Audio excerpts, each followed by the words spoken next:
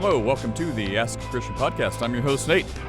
So, today, before we get started as usual, it would be great if you would go to askachristianpodcast.com. Askachristianpodcast.com. From there, you can find everything you need to join into the fray, or find answers to questions about Christianity, and I guess questions about Christianity, or questions about the askachristianpodcast.com. You can find it there. Please visit us, askachristianpodcast.com. Okay, great. So you can see some of the latest clips, videos, show notes. If you don't want to watch 3 hours of talking back and forth, you can find a place to ask questions. If you have anything you haven't heard before, you can find a bunch of frequently asked questions. It's like a website. So you can find all that and more. You can find how to join us live if you want to jump in head first to this.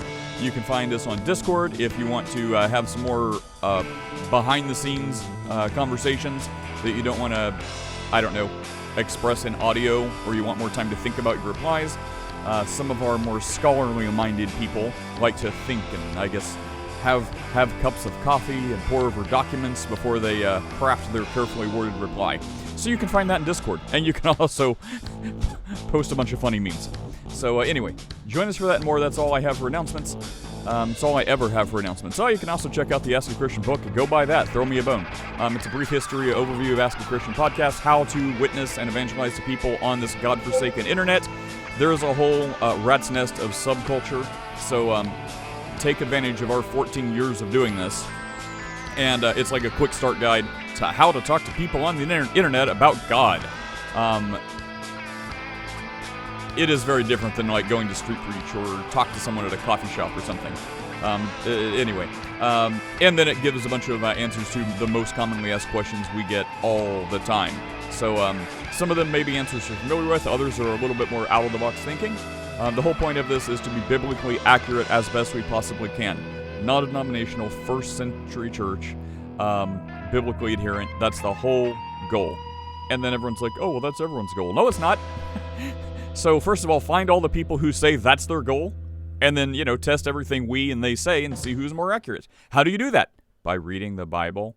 Okay. Anyway, so, all right, let's get to it. Well, it's funny you should mention the Catholic Church. So, Sean was saying he's got gay fatigue. I've got it. Like, look, this is supposed to be Ask a Christian podcast, right? Where people come in and, I guess, ask about the Trinity 1,000 times. I mean, so I guess we could do that. But, I mean, it's What about the Trinity? What about the identity? The identity, Nate. The identity with the Trinity. Chris, I know I've seen you, Sir Chris, brother Chris.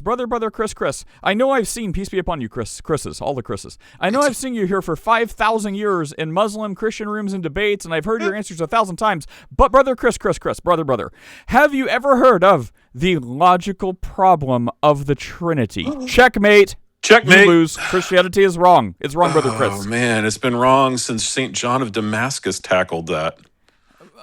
But, I mean, look, all we talk about... 7th century. Anytime I go to, like, an article to find, like, Christian news, it's like, gay church. I'm like, look, I'm sick of talking about this. If anyone wants to know what the biblical and our position is on gay stuff in the church, it's bad. It's abomination. Don't do it. It's a sin. Repent. Believe the gospel. Turn from your sin. So that's our position. I mean, if you go to like askachristianpodcast.com and type in like gay church or gay stuff, there's going to be like 1,000 things. I mean, maybe not 1,000 now because I imploded my whole thing because I'm bad at my job. But there's going to be a lot of us talking about stuff like this. Like, it's bad. What do you think of the church and gay stuff? It's a sin. It's wrong. It's bad. But anyways, so I'm like, look, I tried not to do that today, but here we are. Since you brought up Catholics, speaking of Catholics, let's see, Greg shared this. Vatican approves document allowing gay men to become priests in Italy. So we're going to tackle that in a minute. So while they talk about how bad we are for reading the Bible with our own eyes, and all the people they murdered for allowing us to do that. Let's talk about, I guess, whatever gay priests are allowed now. But before we do that, I'm like, look, we did this yesterday, and there's more baby Jesus eye stuff from, I guess, not Catholic people, so we'll talk about that too. And every time I get a buzz on my phone, it's the email, I get distracted. I'm like, what? I'm like, you know what? We had some questions yesterday. I mean, they were pretty lame questions. But we spent a lot of time just talking about different articles, like in-house Christian discussions. So I'm like, I want to not do that today. I waited for 5 minutes before Sean and then Yvette got here, and even longer, and still no one I don't know, except I think that one guy. I'm not looking at the screen. Is Alex, whoever it is. I'm not sure if I know him. But it's like no one's asking a question. So I'm like, guys, here I am. Bring all your questions. I don't even care. And no one's here. So I'm like, all right, clearly I'm being directed to talk about gay priest. So, gay priest, guys, here. If you want to read the article, it's on my Discord. If you're like Chris and too stubborn to create a new account. Wait, your Discord or Steph's Discord? Whatever. See, I don't even care. I can be humble about this. It does not matter. I do not care. I want a place where information can get out.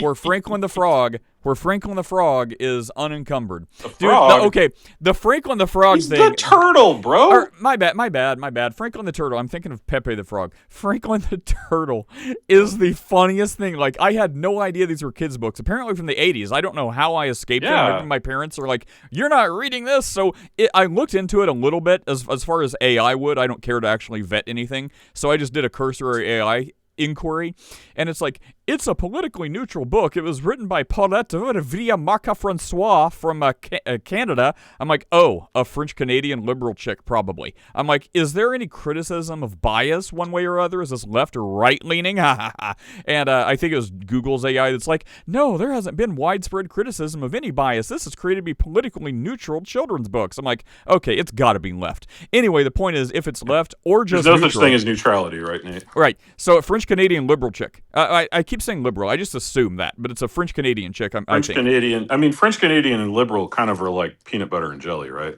Yeah, it's like, the sky blue, birds fly.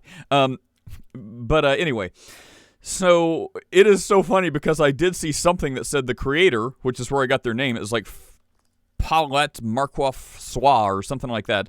It's like they were outraged that their beloved children's cartoon character, Franklin the Turtle, has been co-opted for far-right hate memes. Yes. I'm like, oh my gosh, that is the funniest thing on the planet. Like, this is so much better. Remember Pepe the Frog? Everyone was saying he was like a hate Hitler icon or something like that. I don't even know where he came from. Was he French originally or something? No, he came from 4chan, bro. Oh, okay. So was he always a far right thing? Yeah. Yeah. He was a literal creation of a bunch of crazy kids on 4chan. Okay, so I remember all those memes. I didn't know anything about it. I just knew the memes were hilarious. Wait. You know what 4chan is, right? Well, I mean, I know it's like a crap posting site for a bunch of like degenerates, right? Yeah. I mean, you should probably just explain it to your audience so that they don't go freaking Google searching. You explain it. That's all I know. 4chan is a place where people would gather to try to outrage each other. And so they would come up with the most outrageous things they possibly could. This is where Pepe the Frog comes from. This is where, I can't even believe I'm going to say this, this is where Pedo Bear came from. I have seen memes about that back in the day. Yeah. This all comes from 4chan. 4chan is literally, in Star Wars. So internet cancer. Exactly. It just 4chan will give you cancer. Yeah, at any rate, 4chan, you know how in Star Wars when Ben says, "This is Mos Eisley, a hive of scum and villainy," that is literally 4chan. It is one of the worst places on the internet that you could possibly go, where they use like anything that could possibly be outrageous as fodder. And so generally, if something comes from 4chan, it is probably not going to be Christ-like. Well, okay, so we'll just say, based on that, I will assume you are telling the truth about this. So the official position of the Ask a Christian podcast is probably don't visit there for the sake of your soul. Yeah. Okay, so anyway, so if that's where Pepe came from, and he was always a right-wing thing, we'll get to you, Alvin. The fact that I guess this Franklin the Turtle, I still want to say Franklin the Frog, Franklin the Turtle was never intended to be that, and it's been completely co-opted by like radical far-right in their words. Yeah. It is, dude, these memes are the funniest things I think I may have ever seen. They are Who has sent you the most Franklin memes at this point? After the last day or two, I think you. Before that, it was a tie between you and one of my other degenerate friends. I gotcha. I mean, What, Christian Steph? degenerate, right? Like not trying to be sinful, but just like generally, the crap posting type. Wait, does Alvin have the archbishopess? I thought he did that in honor of you, Alvin. What's up, Alvin? Her Holiness, bro. What's up, Your Holiness? No, it's the Archbishop, the female. It's Her Holiness, bro. Yeah. Yeah. Oh yeah, Her Let's Holiness. go, guys. No, I'm just here to listen into the conversation for now. Okay. Well, gay priests. So that's where we're going. So let's go back to it. Exactly. Yeah. So I posted Thank that God for I'm you. a Baptist. Exactly. Well, yesterday we talked about a church that calls themselves Baptist, but I guess not the actual Baptist. It's like they call themselves Baptist, but it's super bad. No real traditional Baptist would accept them. Anyways, it was like a different sect or some unholy alliance of it or something. But okay, so here we go. Vatican. How bad is this going to be? I already told Greg, I think, without reading this article yet, because why would I pre-read anything? I'm going to assume they're going to... Okay, so the headline, this is from NCR Online, whatever that is, .org, says Vatican approves document allowing gay men to become priests in Italy. And then it says being openly gay no longer bars candidates. So I'm going to assume this says something like, well, they identify as gay, but they're celibate, which would not make them gay, I would argue. Anyways, this like back to your thing, Chris, that always when people are like, can you be a gay Christian? And then you freak out. And then like an hour later, after I've calmed the fires, you find out what they're really asking is, can someone who struggles with homosexuality but doesn't act on it and is effectively celibate, but they know that if they did have sex with someone, they would have to be gay, but they know that's also sinful and wrong, so they don't. They're like that. And you're like, oh, well then you're not gay. Stop saying that identity. That's the wrong identity. You're a Christian. You're a child of God. Don't carry the gay tag if you're not doing gay stuff. If you have a proclivity that, plenty of people have plenty of proclivities, all kinds of things that would be sinful if they did them, but they don't. So that's not who they are. Anyway, I wonder if it's going to be one of these things. Let's find out. Okay, so a provisional document published by the Italian Bishops' Conference on Friday, January 10th, and approved by the Vatican, maybe it's approved by now, cautiously opens the door for the ordination of openly gay men to the priesthood while maintaining the normal... Okay, yeah, exactly. Why even do this? It's buzz headlines. Okay, so while maintaining the normal requirement of chastity, which goes to the whole other thing, which is, why are you even allowing, doctrinal differences aside, why do you think it's a good idea to allow someone to have this type of, like, gay identity, in authority and leadership in your church, even if they're celibate? Like, this is like, look, do you not have wisdom? I guess the answer is no. But if you're trying to be like, well, you could be gay and celibate and call yourself gay and celibate and be blah, blah, blah, in a position of authority, it would be bad enough if a parishioner was confused on their identity in Christ and did that.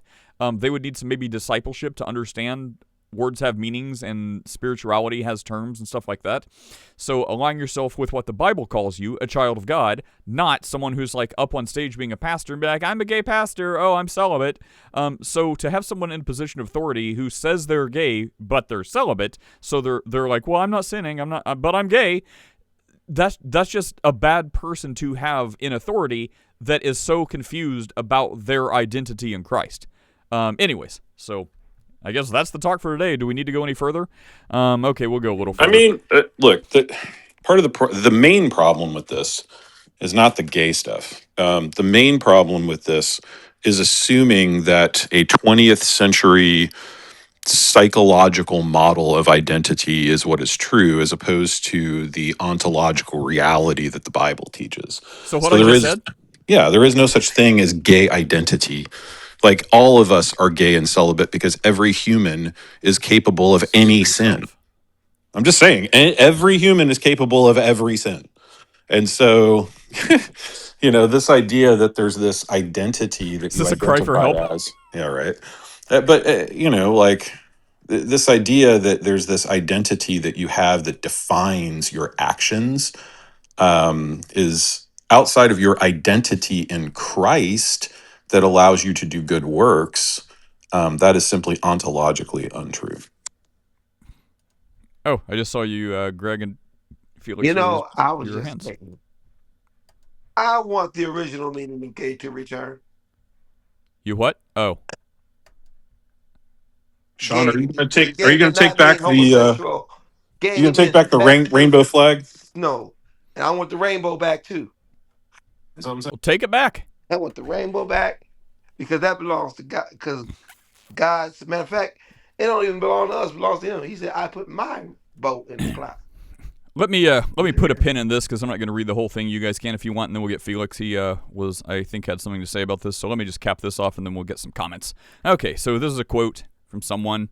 In the formative process, when referring to homosexual tendencies, it's also appropriate not to reduce discernment only to this aspect, but as for every candidate to grasp its meaning in the global framework of the young person's personality.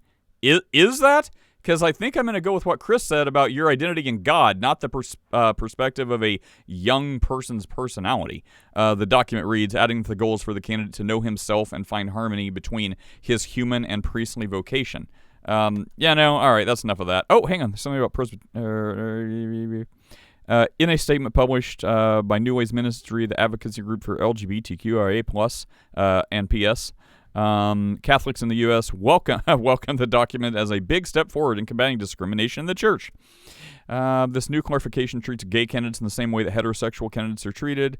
That type of equal treatment is what the church should be aiming for in regards to all LGBTQ plus issues. So that is whatever this group is, New Ways Ministry, I guess they're trying to be Catholic in some way. Well, that is like a gross display of a call for approval of sin. LGBTQ, you can't say all of them inherently tied to sin. Some of them are like, identity or celibate stuff or whatever.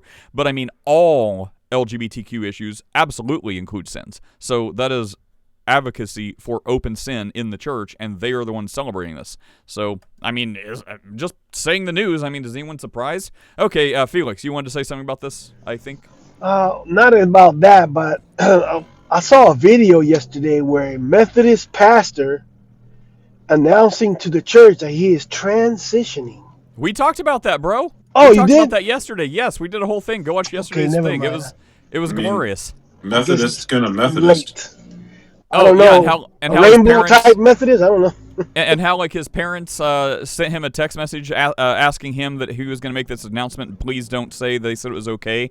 So he's like, they didn't support him. He's like, my parents don't. You could hear the timbre in his voice and his cracking. Like he was disheartened. Which I guess sorry he feels bad, but there should be a little bit of shame, maybe. So he's like, my parents don't support me, and then he basically said exactly the Christian point, just turned upside down and dumped on its head. He's like, my parents chose their convictions and their beliefs over supporting me, their child. Amen. I'm like, dude, you quoted that exactly correct, but you have the complete wrong meaning.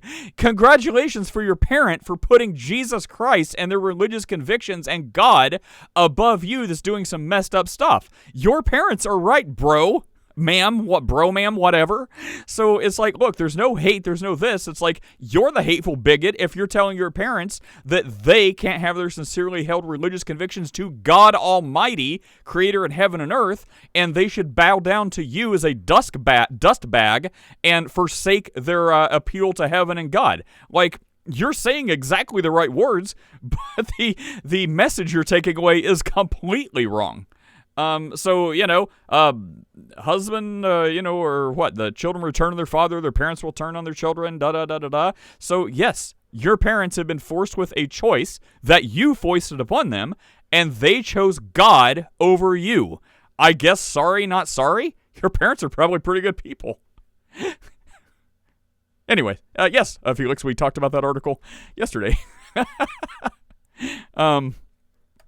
Oh, Steph, was it the gay Methodist that got you to join us on stage? No, I'm just done with drop-off and back home. Oh, okay. Well, we have more... Hey, Michael, what's up? We have more gay church ICE detention nativity scenes. So let's go to this monstrosity.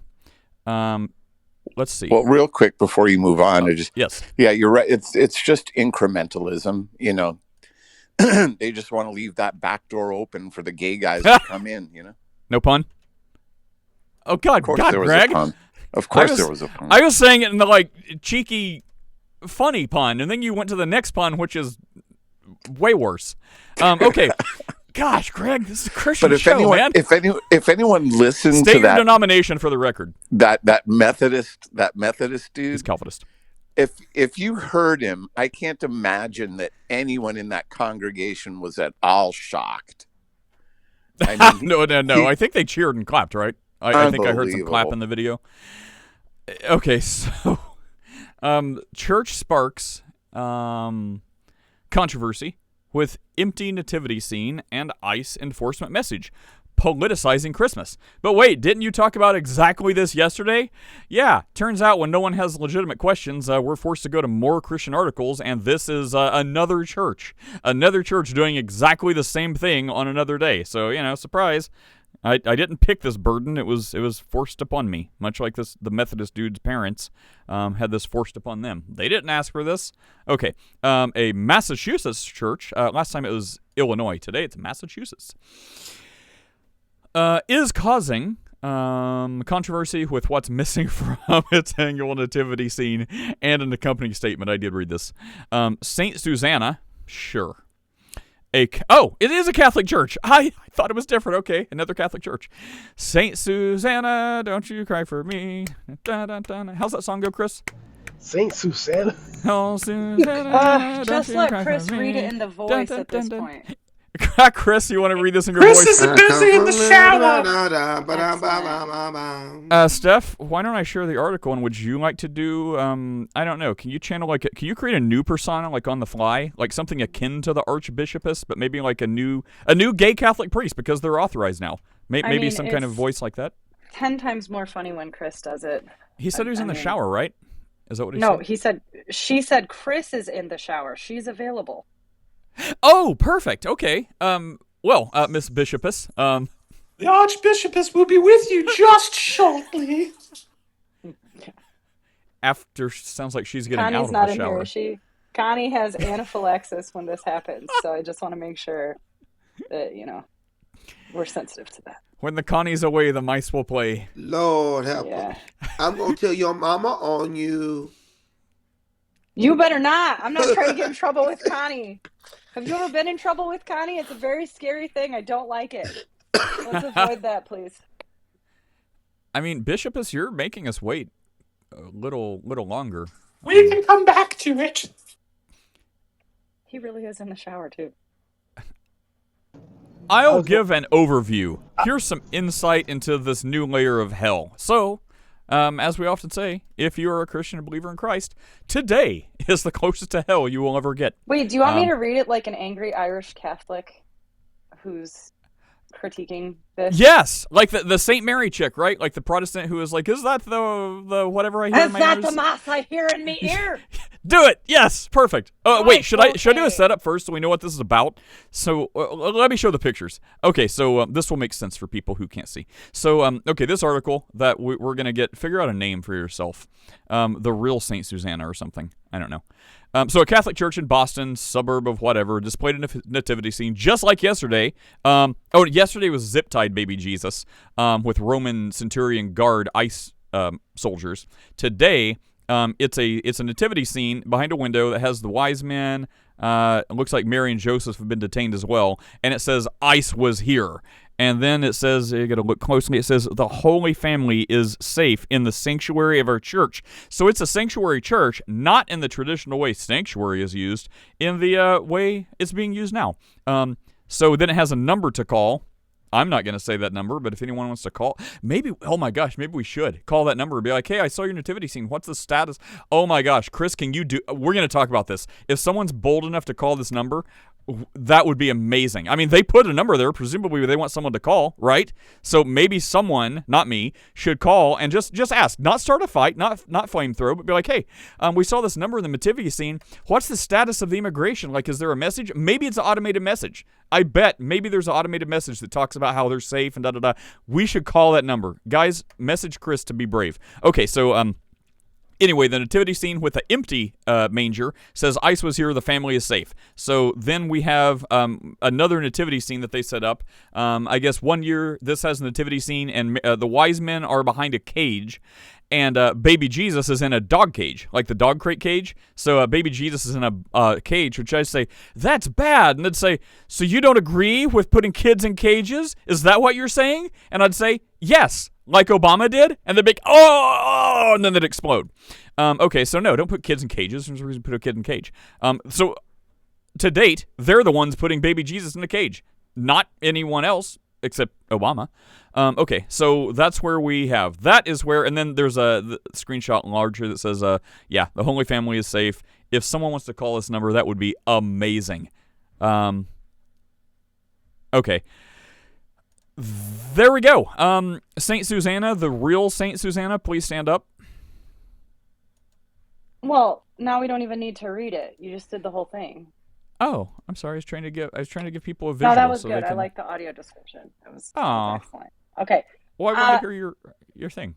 Oh, you're going to hear it. When I studied abroad in Ireland, we had Irish culture classes who were taught by this woman named Grania, who was the wife of the farmer whose farm we were staying at. Okay, this is in County Kerry. This is very rural.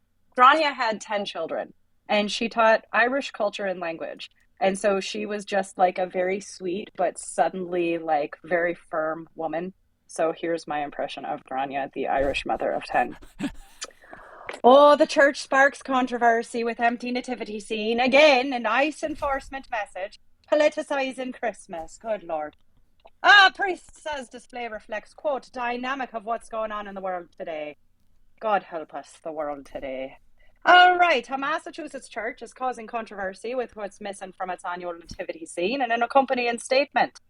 Saint Susanna, God bless them and rest their soul, a Catholic church in Boston, thank God it's not in Ireland, suburb of Dedham, displayed a nativity scene outside the church with an empty manger and sign that says, ICE was here, followed by contact information for a group that monitors immigration operations in the state. Father Stefan Gisoma, the pastor of St. Susanna, said the church's Peace and Justice Group organizes a display annually. Gisoma told Fox News that they, quote, try to see what it would be like if Christ was born into the context of the world today. What would he be facing? I imagine he'd be covered in blood at this point, and not his. C.J. Doyle, executive director of the Catholic Action League of Massachusetts, said he was called by a parishioner upset by the display. God bless that man. Missing the Holy Family, Jesus, Mary, and Joseph, and the statement, quote, I think it's very offensive, Doyle told Fox News Digital. Gisoma is politicizing Christmas. He's exploiting and trivializing the Holy Family, and he's using his Catholic parish as a platform to promote his left-wing ideology. Gisoma calls the nativity scene, quote, religious art, and shared that it's intended to evoke emotion in people. Quote, it's supposed to affect the people deeply. It's supposed to move people. It's supposed to change people, Gisoma told Fox News Digital. So if this evokes a strong reaction, it may be good to take a look at that. Gisoma has become known for making waves with his nativity scenes over the last decade. He and the Parish Peace and Justice Group have made statements on mass shootings, global warming, and immigration issues in previous years. God help them if they teach the gospel.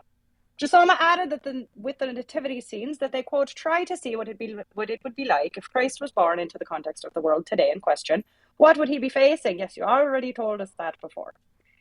In 2018, in an apparent reference to the southern border crisis, the parish placed a cage around baby Jesus and walled off the magi of the nativity scene, according to reports. And then we have a lovely photograph here of the sheep and the mother, the Mary and the Joseph, and the very white, blonde drummer boy, and then there is baby Jesus in a dog crate, like they didn't even try.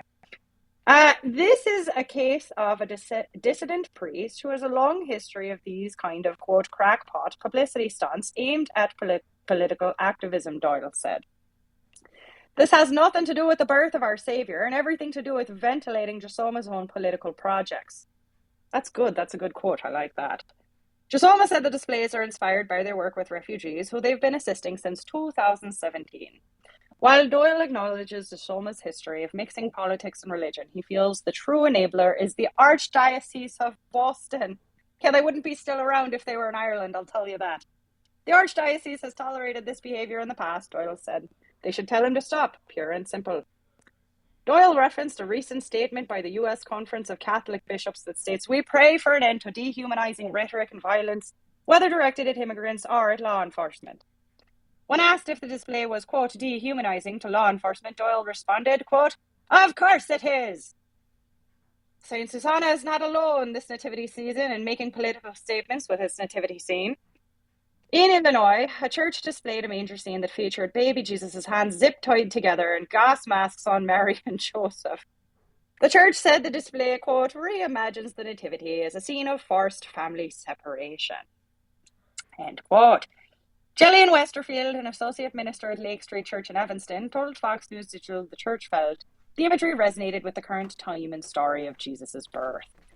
This installation, you want me to keep going? I think I'm losing brain cells and earning a spot in hell as I read this. Just say Fox News a couple more times. I'm back. That alone is worth the price of admission. I will not. Are we still reading? That. We're still reading. Is that a question or statement? Well, I'm asking you, boss. What do you want to do here? I have information. I called the number. This is the kind of thing that if someone paid me and I had a real job, I would have done live. But I'm not getting any money, so I'm not doing this live. So I called this number, hoping it would be a hotline with like some kind of message that I could play here. It was a live person. So after I had to go through all the language prompts and choose English because, you know, America, I got a volunteer that sounded very nice. Because I didn't push back at all. I was just on a fact-finding mission. I'm like, hey, I just saw this number, and I saw the nativity scene with Saint Susanna, and they did say that they're not affiliated with the church, so I don't know what that means. Maybe we can dig into the article more, but maybe I don't know if they were doing it on like behalf or to provide cover so the church can have plausible deniability. I don't know. Maybe you said this while I was away, but this person was like, yes, this is a hotline, so if there's anyone seeking support or anything like that for immigration, or they're having problems they need help from, or if there's like they basically said it in not exactly the way I'm going to say it, but it's just they did lots of walkarounds. But basically, if you see ICE in the area checking people and rounding up people who are illegal and shouldn't be here, call this number and report it so they can basically get the word out and get rid of people or make other people appear to push back and protest. That is how I interpret it. But it seemed like they tried to tiptoe around saying it just that way. But that's the way I took it. So that's where that number goes. Did they have a thick Boston accent? No. We're not with that church. They're retarded. They did not have that kind of accent. I just feel like the entire Northeast is going to be the first to go. Don't you think? Like it's going to be like the entire East Coast of America, starting in New York, going over to Massachusetts. New Jersey is already going to be long gone. This is just... I can't help but think that that's how this is going to go. Well, we can It will be a glorious time for everyone. I just want to ask Saint, what was your name, Steph? Start with a G? You don't even listen. I did Grania. Listen. Grania, the Irish mother of 10 in County Kerry. I just want to make sure... She is a real person. Don't go you got to wrap up everything? Is there anything else you'd like to wrap up or continue? 10 pages more to this article, but I don't think I can take any more. Okay, so in summary, it's trash and you won't be going to this church? Oh, they're calling it art. They're saying that it's art and that the church has a right and a responsibility to create art that impacts people. And if Jesus were born in Boston, he would have been deported. So. Oh, well, I agree with their premise that they have a right to create art that impacts people. And as a church, you know what kind of art is supposed to impact people? The traditional nativity scene that points to Jesus, the Savior of the world. But sure, you want to put him in a cage and zip tie baby Jesus? Whatever. How am I saved? No one's answering that question. Here's an ICE detainer. Okay. No gospel. Now, I want to point out the one lone Catholic man who was probably Irish for the record in Boston who went on record saying this is absolute malarkey. Totally disgusting. Who is doing this? There is one man named Doyle. God bless him in Boston with some kind of sense. Perhaps he will be removed from Sodom and Gomorrah before the fire starts raining down. Well, Michael, I don't want to make you defend your entire country, and I haven't got to thoroughly vet this source. it was a meme I shared. There was actually a story. I don't remember if I shared the story or whatever, but I copied it and shared it as a meme. But it said since the what was it? I have to go to Discord. Do you guys remember? It was like how many people Canada killed under their assisted it was a suicide? Not the B article. Not the B reported. Yeah. Okay. Well, Michael, if you're around, maybe you're like on vacation. You're like, I don't have time for this. But you're our only Canadian who's here, so we have to go to you for Canadian news. Not where did I post this? Just remember that when Jesus did come the first time, they didn't send ICE to have him deported. Herod sent people to have him killed. So if Jesus did come again as a baby, they'd do the same thing they did the first time. Yeah, and they'd eventually crucify him. So the whole thing is just he wasn't aborted already. I have to scroll too far. I have to scroll up too far in my Franklin the Turtle memes to get to it. Let's see, Canada. Can we stop that? By the way, that's very creepy. I don't like the Franklin memes. There's the funniest things I have ever seen. They are so funny. Okay, Canada.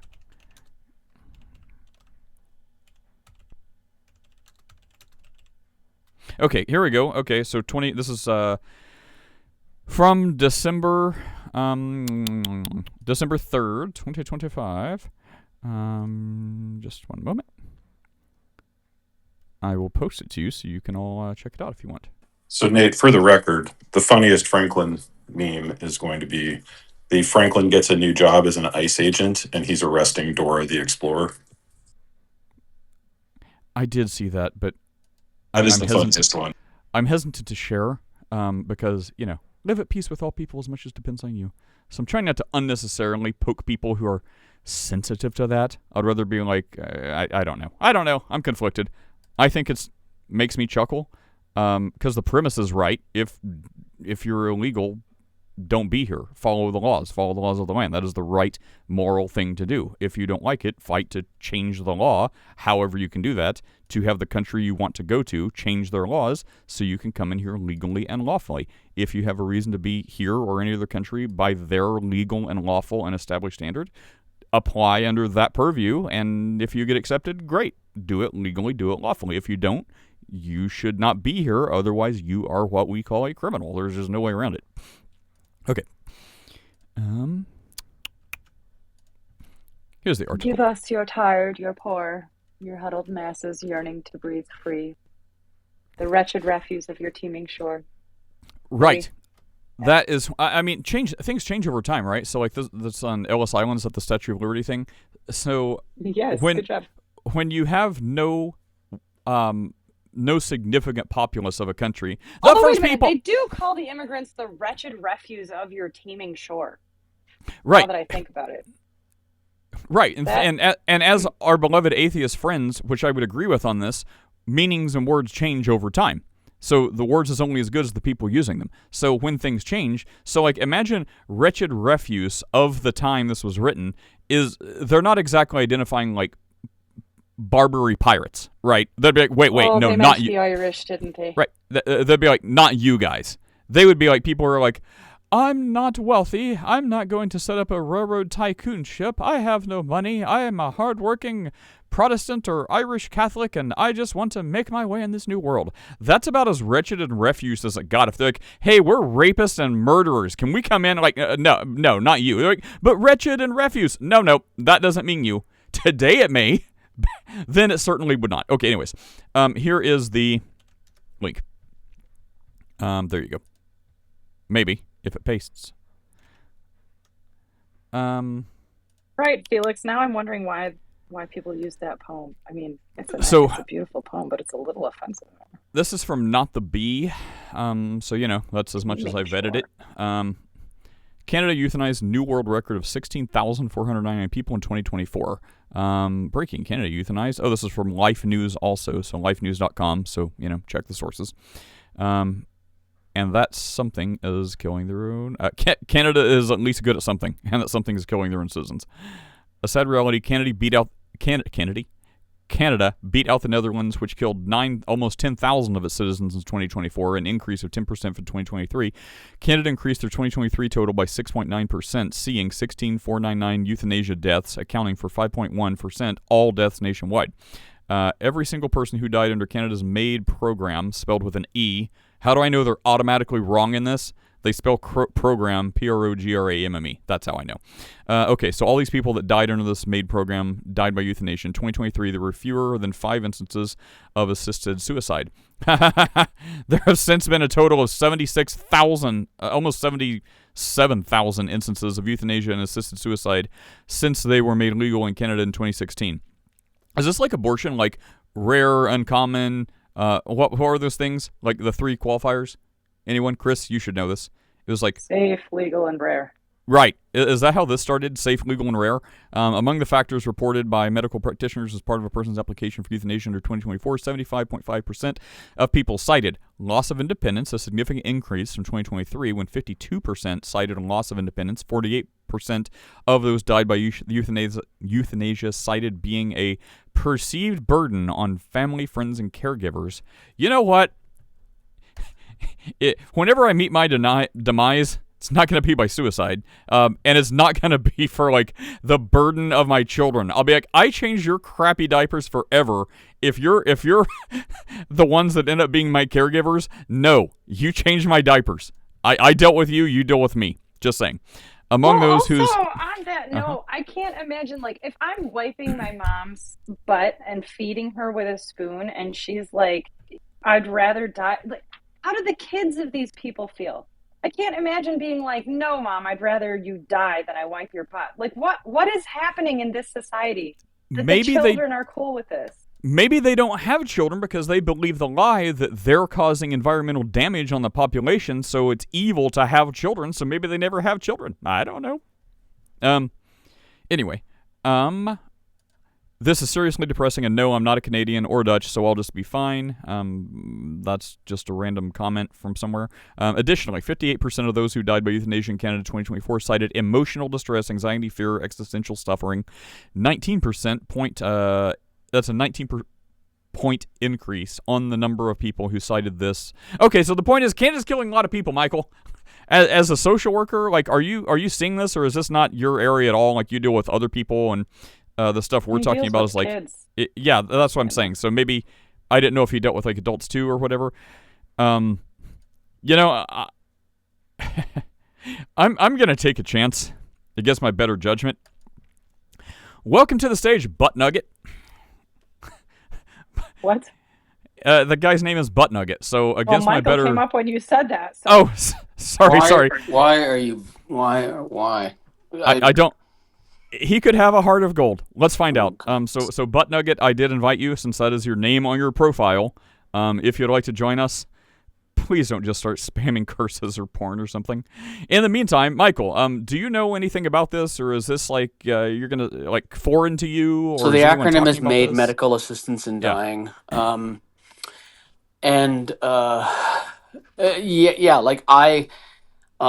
this isn't something I had to deal with. Personally, like with my parents. My dad dropped dead of a heart attack, and my mom was diagnosed with lung cancer, went from diagnosis to death in 5 weeks because of the late stage diagnosis. So it's not something I had to deal with. But I think, like, for me personally, I know that I don't know that this is something that I would do. But I think it's hard to talk about this thing and something like this until you're in that position, right? Like how much pain is too much pain to live with. There's a bunch of criteria that you have to meet in order to qualify for the MAID program in Canada. It has to be signed off on by multiple doctors, and you can opt out of it, of course, at any time. But if you have the right to live, I think you have the right to not live. And see, that's where, I mean, we just I don't know, but that's where criticism, I've definitely heard criticism saying, kind of like legalized pot in America, how it's like only it has like 10 points, and it was only for like the most extenuating, painful end of life circumstances like AIDS, cancer, like all this other stuff. But then there's one thing that said chronic pain. So basically, like 99% of people who got medical marijuana was for, quote, chronic pain. And you're like, well, chronic pain sounds legit. Until you realize chronic pain, I guess, by doctors can be defined as, have you ever had headaches? Yes, great, chronic pain, here's your card.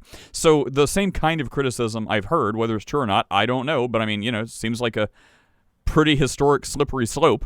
So it's like, well, there may be these different conditions, like you're saying, on the official paperwork, but are there any loopholes? Like, no, this is only if they request it, this is only if these criteria are met, but then you hear criticism of, well, these people who are going to psychiatric appointments for health or depression or anxiety, it's actually being suggested by their medical professional. That's a lie. It's not happening, Nate. And see, I can't say it is, but I don't know what ground you have to say it is definitely not.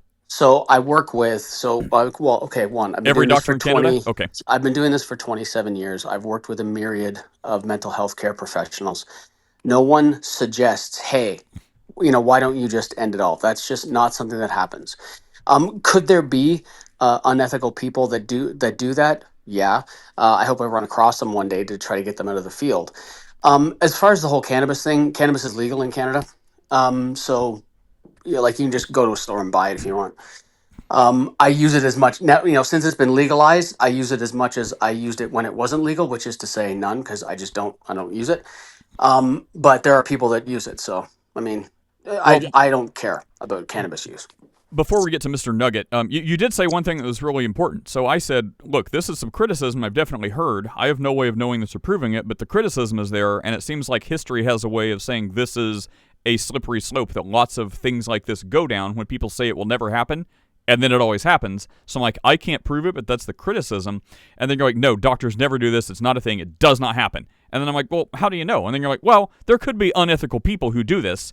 So you have to be in the same but opposite boat as me. Like you probably think it doesn't happen, but could it by people who are doing things unethically? Well, yes, that would mean unethical people are doing it, but it would mean that it does happen. So I mean, there's just no way to know. I'm not taking it this cause because I don't know. You don't know. No one knows. Exactly the same thing can happen. In any country in any place on Earth, right? You can have a doctor that doesn't pay a particularly close amount of attention to. So let's say someone with dealing with chronic pain, right? So you can have a doctor attention to it, and the patient goes in and says, "Oh, I need a refill on my, I don't know, pick a hydromorphone, which is a very powerful narcotic painkiller. It's a morphine derivative. I dropped the bottle in the toilet. Can I get a refill? Sure. Yeah, here's another. Right. You can have doctors that don't pay attention and just do that. And then you can have people, overusing their medications, things like that. You can have, a cop that pulls you over to the side of the road and says, you get this little bit of a problem here, but, I'm just going to turn my back. And, if you slip a few Benjamins in my pocket, maybe I didn't stop you. Right. You'll find unethical people in almost every field you want to talk about. Chris could probably give reference to people that working in the IT field. They go into places and, hack into their stuff and leave little back doors so they can go in and steal people's money. Right. The only reason I have a job is because literally everyone in my industry sucks. Yeah, I mean, you will find unethical people in almost every field. But when you make these broad sweeping, this means everyone's killing people. Well, right? No one did that. Right. But even if you say, this is something that happens, like there's an incredibly strict set of criteria, and not one doctor can do this, right? You can't go to your family doctor and get a medical assistance in dying appointment. That doesn't happen. That is not even possible in Canada. It's kind of like it's kind of like COVID here, which is something else we can talk about. And I don't want to talk about, but there's apparently Christian persecution in Canada. Great, people are always saying it. There's a guy I have on a podcast I haven't got to listen to yet, but I'm going to listen to that later. I was hoping to, so I'd have something to talk about. But maybe you'll have to hear tomorrow. So Nate, I do have some MAID examples if you'd like to hear a few. I would. I'd rather. I mean, Butt Nugget left. We ran him off, but I would. But I'm sure whatever dialogue he was going to provide us was going to be absolutely riveting. Before we have your MAID examples, so I would just say, because I don't want this to be the topic of the day. You said, Michael, you've been in the field 20 years. MAID hasn't been in the field 20 years. MAID's been around since 2023. Is that right? So I mean, yeah, that doesn't mean anything other than assisted suicide has not been around that long. And in the first year, what did we read? There was like a couple thousand, several thousand, and now in 2025 there's like exponentially more for a grand total over, I think, like 3 years. Is that right? That's been around. Like 75,000 people have died under this. And again, we do code of conducts and conflict of interest and things like that to make sure that we don't set ourselves up for failure. It's like the secular mitzvah. So they don't set themselves up for failure. So whenever you don't do that, and it's like, look, for indigent people, for homeless people, for people who are a burden on the system that's a socialist system, is it less or more beneficial for the government to not have to pay for their cost of living? Obviously, mathematically, it's way better if the government doesn't have to pay for these people. So what is a way to not pay for these people? If lightning strikes them, if they get hit by a comet, or if they die some other way. I would just say that no matter what someone thinks, even if everyone is an ethical, amazing ethics person, it still has a very bad look because it's like the government would benefit. It's like the motive of a murder. It's like, who would benefit from the murder of this person the most? And everyone always looks like the employer, the wife, the girlfriend, whatever. So it's like, who would benefit the most from this person dying? Well, the state. Does that mean the state's doing something unethically? No. Do you see where it looks like it's really, really bad? 100%. Go ahead, Chris. Sorry, I'm looking between things to provide links. So, yeah, there's been a lot of MAID abuses already. So let me. I'm going to post links. Well, I know that. Well, Michael, you're just going to have to look in the chat, buddy. But they're there. So here's one. This is the story. I won't do that. I know. I could probably email them to you later, but this is the story from CBC News. Calgary judge rules 27-year-old can go ahead with MAID despite father's concerns.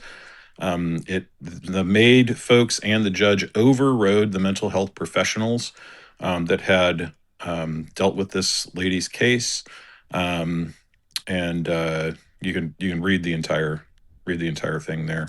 Any rate, that's one. There's another case. Alan Nichols, a veteran, homelessness cited as reason. His family testimony to Parliament. I've got links for that. There was April Hubbard, an Indigenous woman that was upset about racism in healthcare, and she got the legal right to kill herself. Let's see.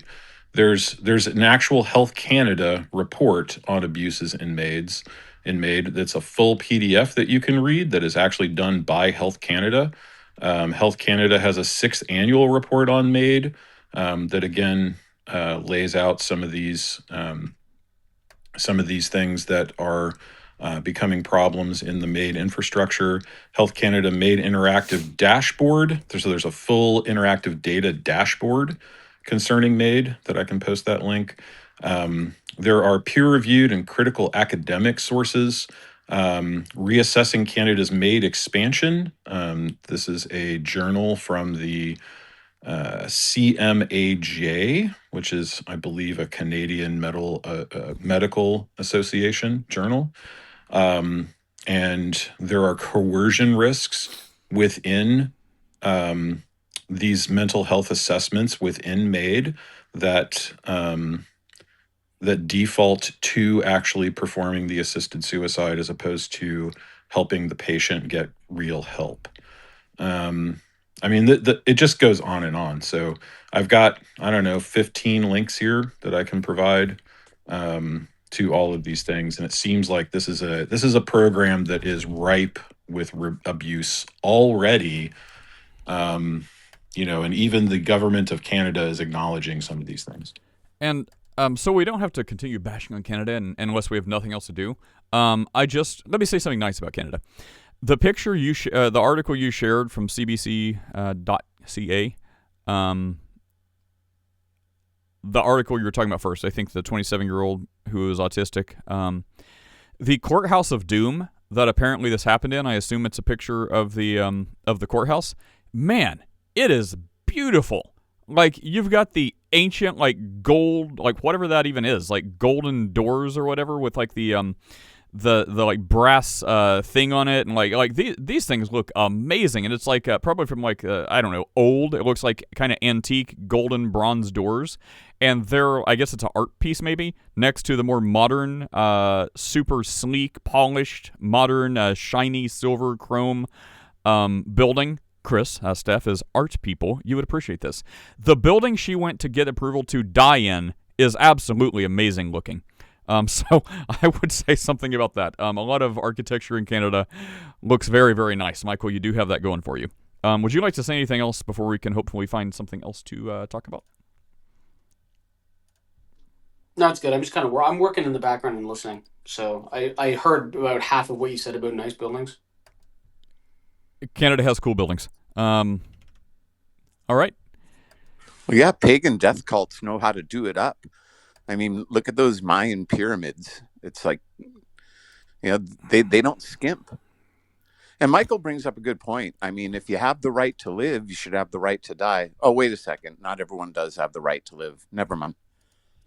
Yeah, that's true. Christianism.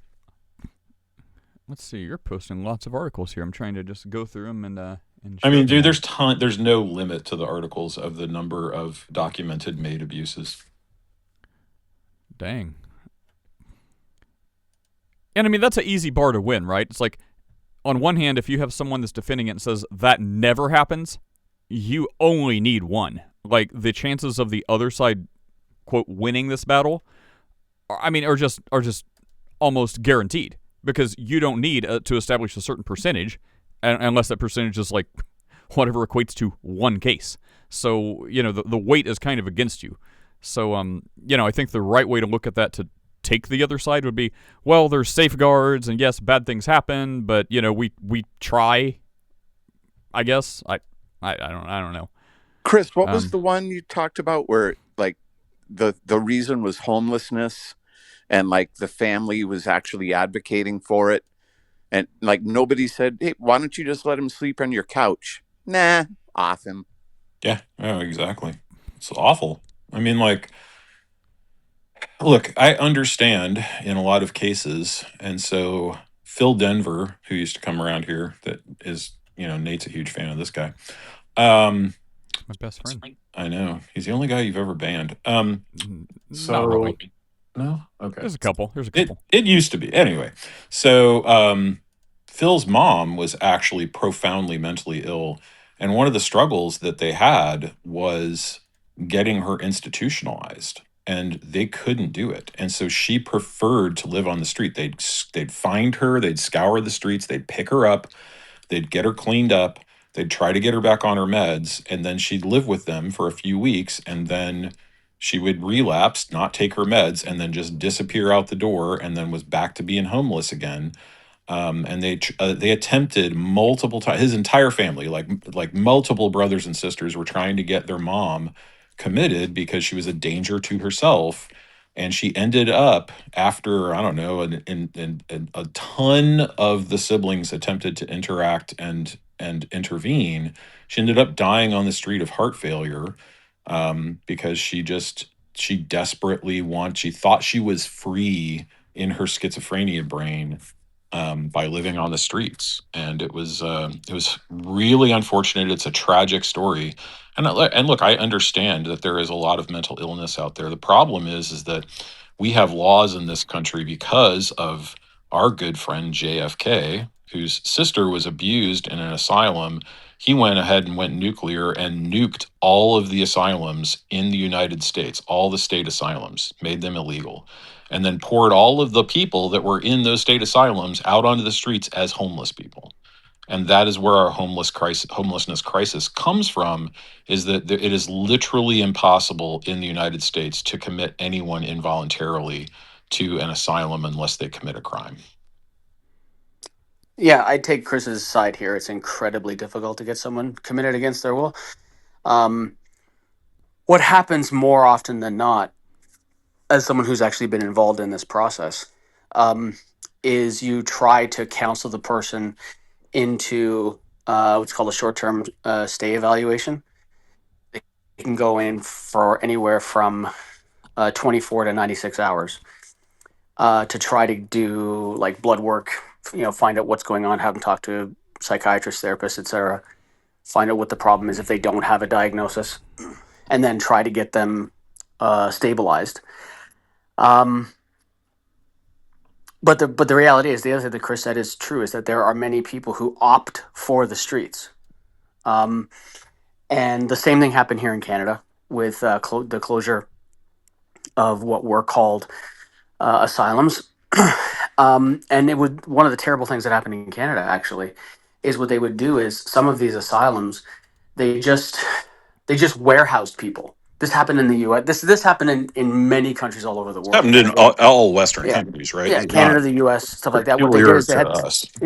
they had these Jesus was born. massive, basically, gymnasium type setups with like beds on the floor and bunk beds and stuff like that, and they just put everybody in there. And then there was shock horror when 9 months later a bunch of babies were getting born, and like there's just these terrible conditions. And that's one of the reasons why the government stepped in and closed most of them. They didn't want to take them over because at that time some of the politicians felt that wasn't the government's responsibility. And so yeah, like it's terrible things like that. Yeah, people opting for the street is a bad situation. Well, I do have one more thing before I run. Yeah. Well, Let's talk. Can we just put a pin in this real quick? Put a pin in that. So yeah, Michael, I agree with you. I think that we do need to have, in certain cases, the ability to involuntarily commit people. But at the same time, I think everyone here can see the obvious avenue for abuse that creates, right? Like my mom is kind of a nutcase, I mean, I would never ever committed, but like, I could see where an unscrupulous family member would be like, I just don't want to deal with my mom anymore. Let's get her committed. Like, I mean, that kind of thing, that kind of abuse, could be in the offing. And then obviously the abuse that occurred, like the thing that really killed asylums in the United States, and maybe it's Canada as well, is the book One Flew Over the Cuckoo's Nest. And then the movie with Jack Nicholson in the 70s. That is, people took that as real life, and in some cases it was. And that killed the asylums, and then now you've got this horrendous drug-fueled homeless problem that nobody can do anything about. What was that movie about, like abuse in asylums or something? Yeah. I mean, it's basically, You've not seen that movie? No. Oh my goodness. Yeah, I mean, He there's said a reason it 70s won and- several Oscars, and it launched Jack Nicholson's career. Nurse Ratched, that's where the whole idea of Nurse Ratched comes from. I don't. You guys are too old for me. Oh, man. I can't. Okay. Even. Maybe you're not too old for this, though. Let me change my settings. Oh, so sorry. you can all Jamesy corrected hear. me. JFK killed the federal programs, but I think that there were other things that killed most of the state programs. I think that's when the advocacy began, Jamesy. But I could be wrong about that. Wonderful. Let me direct your attention to this, which we are all not too old for. From Not the Bee also. Joe Rogan seems to believe that Jesus Christ could return as AI, the writers say. From Neo. We've been excited around here about news of Joe Rogan's faith journey, as have I, but I'm starting to think he's in need of some one-on-one discipleship. As we have said many times, when these celebrities find some kind of Jesus, they just take it from there and they get, quote, discipled by someone they probably shouldn't be. So, let's hear what Joe has to say. I will share my screen. What's up, Joe? Jesus was born out of a virgin mother. What's more virgin than a computer? If Jesus does return, even if Jesus was a physical person in the past, you don't think that he could return as artificial intelligence? Oh my God. Artificial intelligence could absolutely return as Jesus. Not just return as Jesus, but return as Jesus with all the powers of Jesus. If you combine Right. Tesla's Optimus robot and the best foundational artificial intelligence model or whatever. It reads your mind and it loves you and it wants you, and it doesn't care if you kill it because it's going to just go be with God again. Whoa. So, let me put my settings back real fast before I get cut off. No, I won't. I'll just make you listen. So Joe Rogan okay, should stick to so, podcasting like that. dude, Like I don't know that I've heard anything and more cripplingly stupid than what he just said.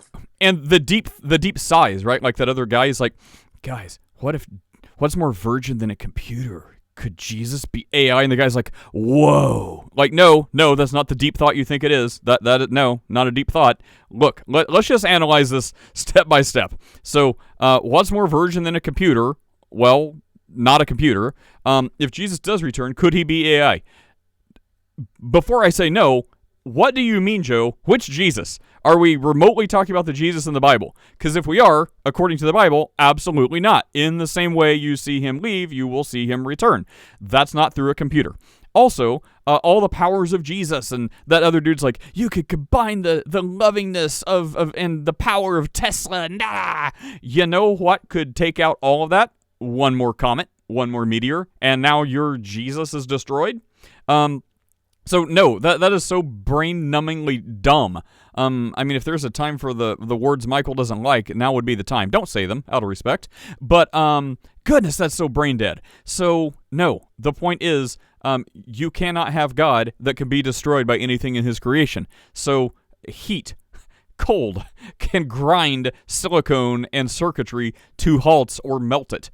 So, no, something this fickle and flimsy and frail cannot possibly be any sort of idea of entertaining the biblical Jesus, who the Bible says, the biblical Jesus, created all this stuff. So you can't have a creator controlled by his creation. So just before we even start any further, like, please go to a church and find someone that's not a rainbow priest to guide you. Come here. We may not be the best, but good Lord, we're better than whoever you're listening to.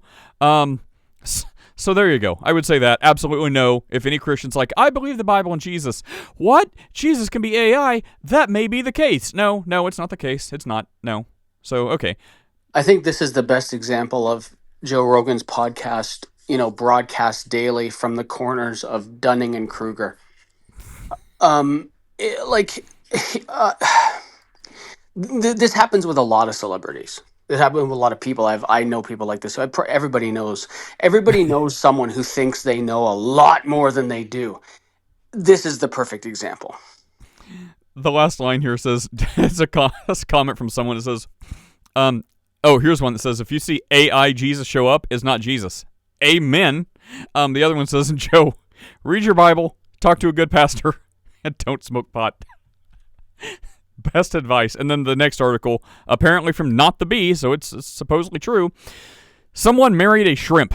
So, Michael, Christians should never kill themselves. No one should kill themselves. But I mean, if there was something that's tempting, man, the state of our world, I mean, that's, again, do not do this. The official position of asking Christians, do not off yourself. But good Lord, we have descended into absurdity. If someone is, this would be a good piece of advocacy for people looking to increase or broaden the capacity for people to be committed involuntarily. If someone wants to marry a crustacean, wait, would they be charged with murder if, like, Chris ate their bride? It's like, where's my bride? Like a shrimp tail's hanging out of his mouth. It's like, you're a cannibal. You murder cannibal. You ate my bride. Meat is murder. I have a fridge magnet that says meat is murder. Tasty murder. I love crustaceans. Give me more crustaceans. Well, I'm hungry now, so all right, well, this was a fun day, I guess. Yeah, I don't know what to do. There's really nowhere else to go from this. So, I guess, guys, we'll see you all back here tomorrow, hopefully. Have a good rest of your day, and I guess don't marry shrimp, and AI Jesus is not a thing. So, take care. See you guys later. All right, guys. Don't marry shrimp or fall for AI Jesus. We will see you later. Take care.